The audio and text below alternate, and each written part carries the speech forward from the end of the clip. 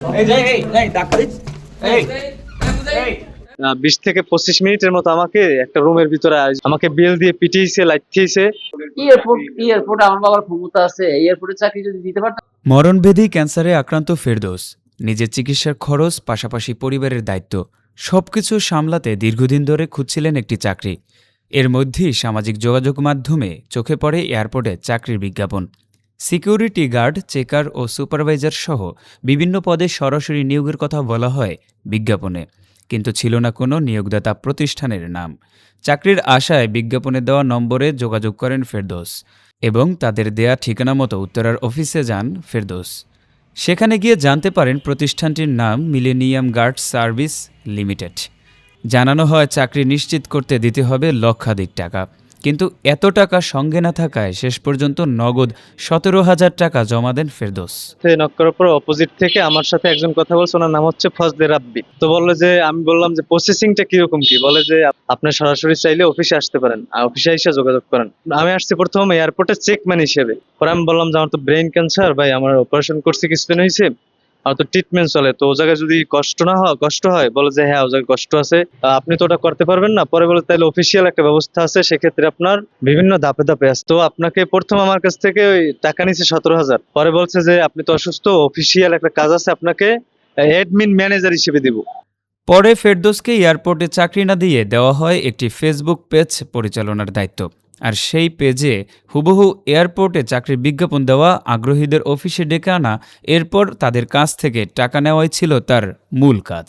অর্থাৎ চাকরি প্রার্থী থেকে কর্মী, তারপর সেই কর্মীকেই ব্যবহার করা নতুন চাকরি প্রার্থীর সংগ্রহের কাজ। এমন কাজ করতে কষ্ট হওয়ায় আরও 80,000 টাকা সংগ্রহ করে দেন ফেরদৌস। তবু মেলেনি এয়ারপোর্টের কাঙ্ক্ষিত চাকরি। বুস্ট করাই দেয়, বুস্টের মাধ্যমে বিভিন্ন কান্ট্রি মানে জেলা থেকে ওনারা জবের জন্য নক করে যে এয়ারপোর্টে কি জব পাওয়া যাবে। ওনারা বলে যে হ্যাঁ অফিসে আসেন, অফিসে আসার পর এগুলো করে বিভিন্ন পোস্টের কথা বলে বিভিন্ন ভাবে টাকা নেয়, যার কাছ থেকে যা নিয়ে পারে আর কি, যে যা দেয় 35,000, 40,000, 60,000। অনলাইনে আমাকে পেজ খুলে দিয়েছে, পেজ খুলে দিয়ে বুস্ট করাই দেয়। প্রতারণার বিষয়টি বুঝতে পেরে এই কাজ করতে অনীহা প্রকাশ করলে ফেরদৌসের ওপর নেমে আসে নির্যাতন।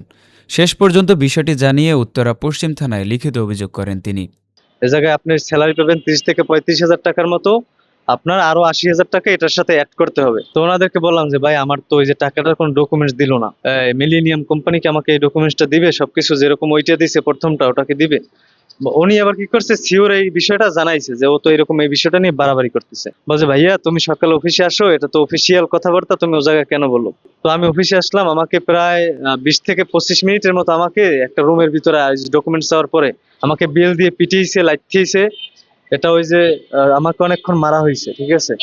মারার পরে আমি আর কিছু না নিরুপায় হয়ে আমি এই যে আমার কাছে ডকুমেন্টস আছে, আমি ওই যে জিএম স্যারের বিষয়টা আমি জানাইছি। এরকম অনেকজন হয়েছে, সবাই ভয়ে পালাই যায় আর কি। যার কাছে জিজ্ঞেস করবেন সেই বলবে যে এটা হ্যাঁ এয়ারপোর্টের জন্য আসছে। এখানে সবাই জানে যে এটা একটা চক্র, এবং ওসি স্যার নিজেও এ বিষয়ে অবগত আছে, কিন্তু এদের বিরুদ্ধে কোনো ব্যবস্থা নিতেছে। ফেরদৌসের অভিযোগের সত্যতা যাচাই করতে গেলে প্রতিষ্ঠানটির উত্তরার অফিসের নিচে একদল তরুণকে অবস্থান করতে দেখা যায়। তাদের অনেকের হাতেই মোবাইল ফোন। জানা গেছে এই তরুণদের মাধ্যমেই সামাজিক যোগাযোগ মাধ্যমে নতুন নতুন পেজ খুলে এয়ারপোর্টে চাকরির বিজ্ঞাপন দেওয়া হয় এবং আগ্রহীদের ডেকে আনা হয় এই অফিসে।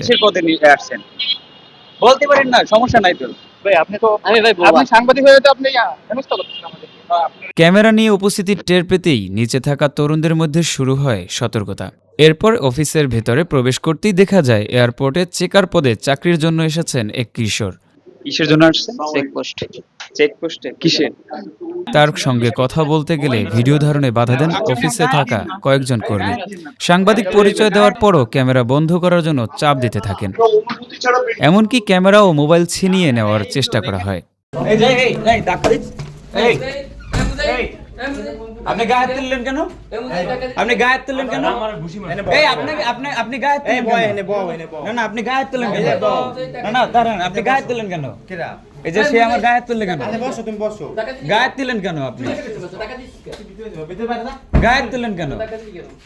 এক পর্যায়ে পরিস্থিতি জানতে সেখানে এগিয়ে আসেন প্রতিষ্ঠানের জিএম স্বপন। তিনিও অকথ্য ভাষায় গালি দিতে থাকেন।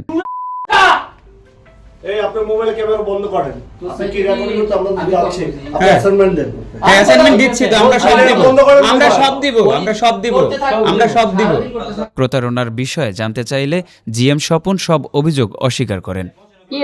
এয়ারপোর্ট আমার বাবার ক্ষমতা আছে, এয়ারপোর্টে চাকরি যদি দিতে পারতাম তাহলে আমি নিজেই করতাম, আমি এখানে বসে থাকতাম না। মানে ও কি মানে সংঘবদ্ধ একটা চক্র, আমার কাছে যতটুকু মনে হচ্ছে এটার সাথে ওদের কোন একটা নেটওয়ার্ক লিঙ্ক আছে, বাট থার্ড পার্সন কেউ কাজ করতেছে না। আমি তো আপনাকে তো একবার আমি বলি যে আমি এয়ারপোর্ট, আমি আপনাকে এখনো বলছি আমার এটা হচ্ছে সিকিউরিটি কোম্পানি। আমি হোটেল আছে, রেস্টুরেন্ট আছে, গার্মেন্টস আছে, ফ্যাক্টরি আছে, বিভিন্ন জায়গায় এটিএম বুথ আছে, সিকিউরিটি গার্ড, সুপারভাইজার, ইনচার্জ।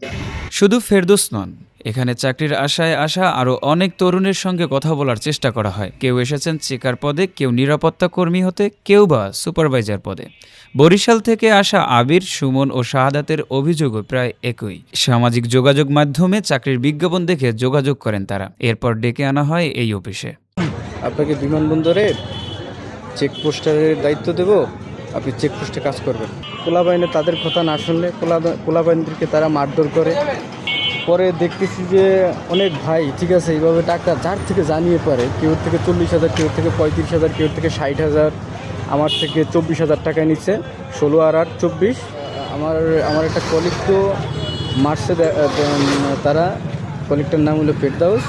ফেরদৌসের অভিযোগের বিষয়ে জানতে চাইলে ক্যামেরার সামনে বক্তব্য দিতে রাজি হননি উত্তরা পশ্চিম থানার অফিসার ইনচার্জ। তবে তিনি জানান, ফেরদৌসের করা লিখিত অভিযোগটি তদন্ত করছে পুলিশ। তদন্তের রিপোর্ট অনুযায়ী ব্যবস্থা গ্রহণ করা হবে। চাকরির আশায় প্রতারণার শিকার হওয়ার অভিযোগ নতুন নয়, তবে সামাজিক যোগাযোগ মাধ্যম ব্যবহার করে চাকরি পদপ্রার্থী সংগ্রহ এবং তাদের কাছ থেকে টাকা হাতিয়ে নেওয়ার অভিযোগ অসংখ্য। এ থেকে বেকার যুবকরা কবে মুক্তি পাবে, এ বিষয়ে কি পদক্ষেপ নেবে প্রশাসন, তাই দেখার বিষয়।